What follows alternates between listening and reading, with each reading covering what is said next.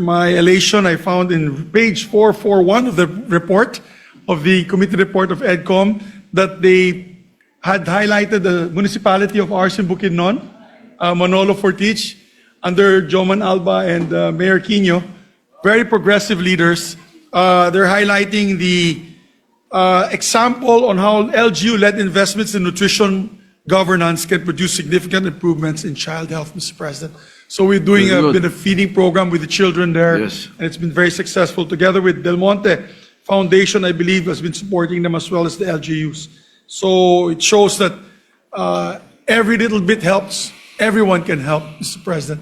And I just want to just manifest this short message of mine, Mr. President, for the record.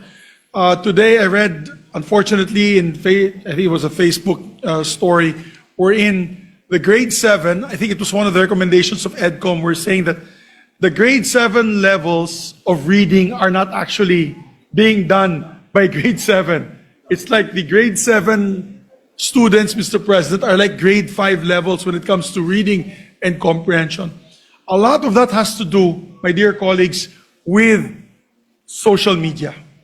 I just watched the news last night. France is going to start, Mr. President, a ban on social media on children below 16 years old. England is about to do the same, United Kingdom. Also, Australia has already done it.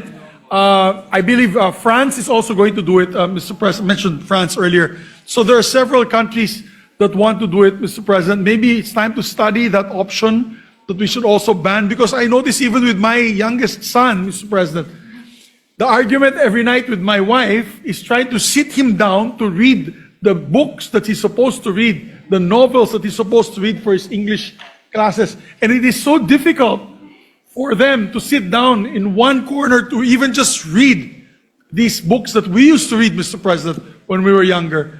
Now everything is 30 seconds. Everything in social media is 30 seconds, 30 seconds, 30 seconds.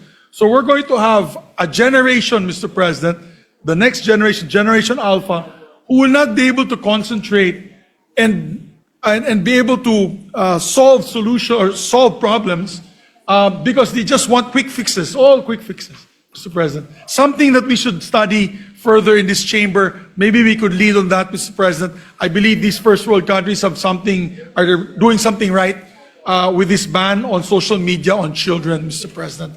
So I'd like to congratulate EDCOM too on their final report and say a job well done, Mr. President. Therefore, with that, I move that we suspend session for a few minutes to have a photo opportunity with these men and women of EDCOM 2 who really worked hard, all the stakeholders who worked hard to make this happen. And maybe a prayer, Mr. President, a prayer that government will actually follow through with all these wonderful recommendations, comprehensive recommendations made by the committee. Thank you, Mr. President.